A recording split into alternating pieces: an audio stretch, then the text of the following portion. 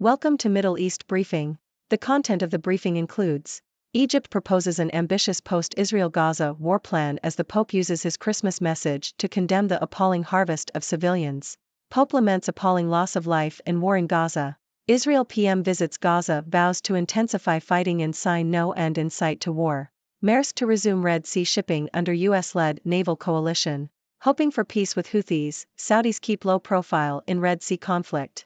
Egypt proposes an ambitious post-Israel-Gaza war plan as the Pope uses his Christmas message to condemn the appalling harvest of civilians. ABC. Egypt has proposed an ambitious solution to end the Israel-Gaza war, which includes a ceasefire, a phased hostage release, and the creation of a Palestinian government of experts to administer Gaza and the occupied West Bank.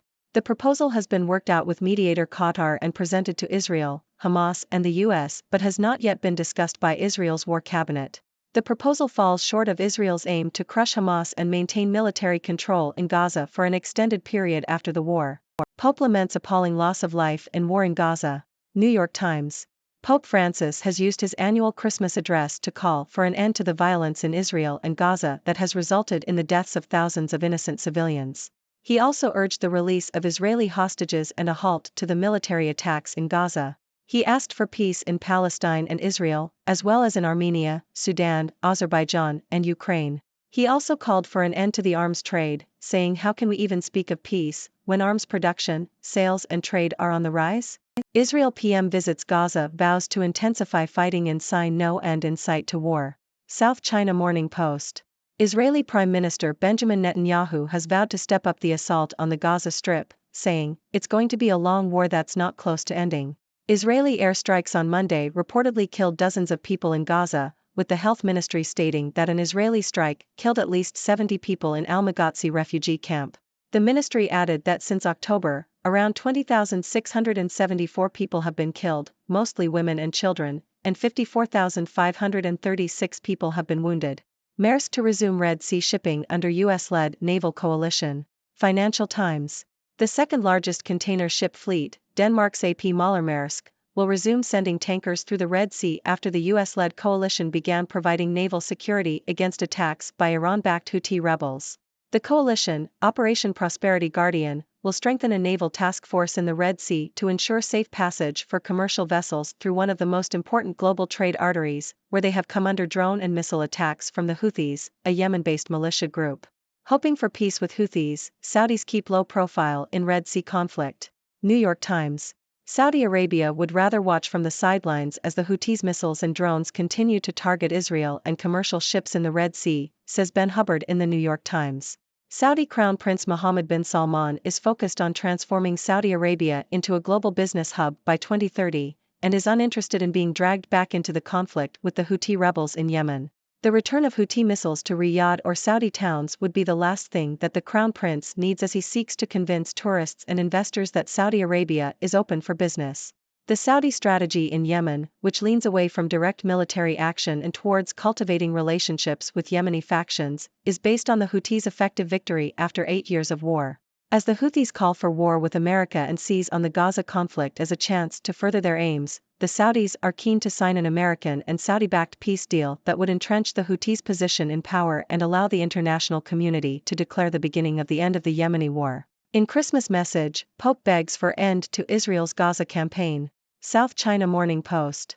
Pope Francis made a plea for peace in his annual Christmas message, calling for an end to conflicts in Ukraine, Syria, Yemen, Lebanon, Armenia, and Azerbaijan. He also addressed the situation in Gaza, highlighting the innocent civilians caught up in the Israeli strikes and referring to the children dying in wars as the little Jesuses of today.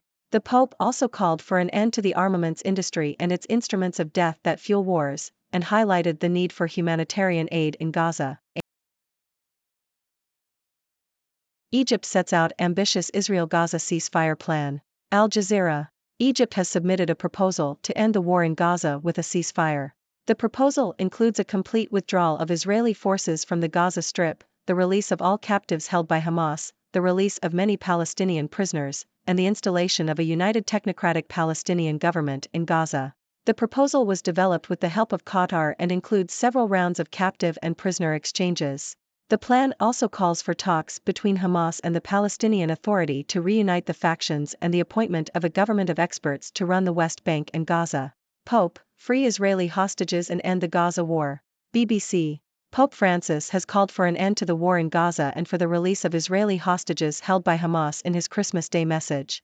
He also called for more aid to Gaza to alleviate the desperate humanitarian situation. The war between Israel and Hamas began on October 7, resulting in the deaths of over 1,200 people. The Pope also called for peace in Ukraine, Syria, Lebanon, Yemen, and other troubled areas around the world.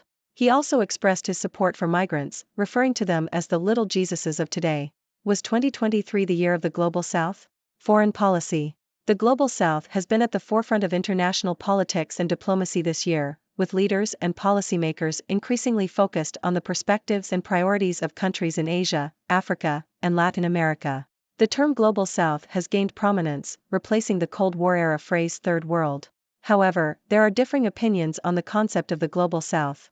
Some see it as a continuation of the non-aligned movement, while others question its usefulness as an explanatory framework due to the diverse economic interests and development paths of countries within the group.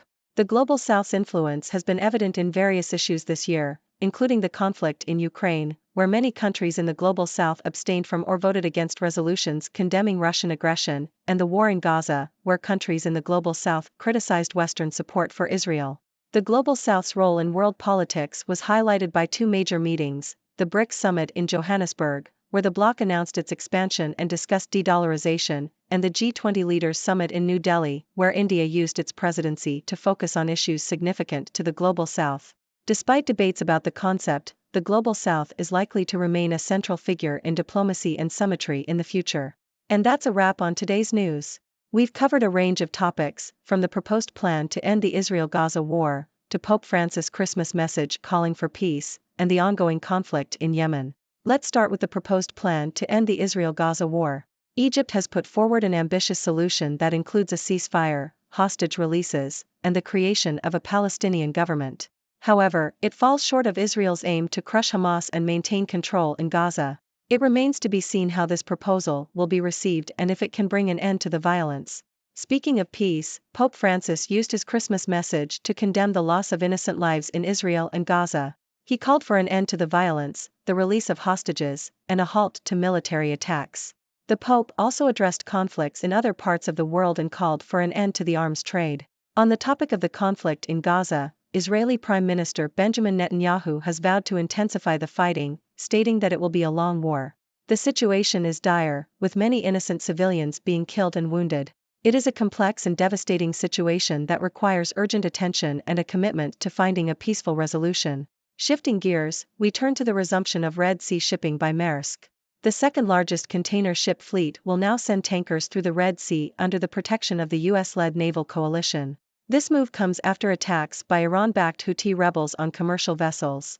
The coalition will strengthen its presence in the Red Sea to ensure safe passage for trade. In a related article, it is noted that Saudi Arabia is keeping a low profile in the Red Sea conflict, preferring to focus on its transformation into a global business hub. The Saudis are keen on signing a peace deal that would entrench the Houthis' position in power and end the war in Yemen. They want to avoid being dragged back into the conflict and maintain stability for their economic ambitions. And finally, we discussed the concept of the Global South and its increasing influence in international politics. The Global South, which includes countries in Asia, Africa, and Latin America, has been at the forefront of discussions on various issues this year. This includes conflicts in Ukraine and Gaza, where countries in the Global South have taken positions that differ from Western powers. Despite debates about its usefulness as an explanatory framework, the Global South is likely to continue playing a significant role in world politics. That's all for today's news. I hope you've enjoyed our coverage and analysis. Now, it's your turn to join the discussion. What are your thoughts on the proposed plan to end the Israel-Gaza war? Do you agree with Pope Francis' call for peace? And what are your views on the Global South's increasing influence in international politics? Let us know in the comments below. Thank you for tuning in. The content above showcases the latest briefing reports and analytical synopses, thoughtfully curated by the 6Do team.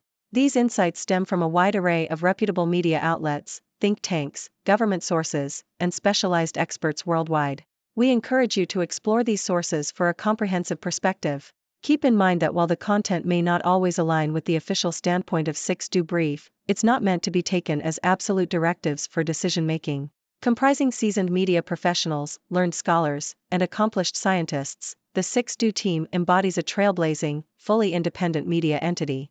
To customize 6Do Brief to meet your professional needs, you have the option to subscribe to a diverse array of briefings on our website, 6dobrief.com. Regardless of your location, you can conveniently receive 6Do Brief via email.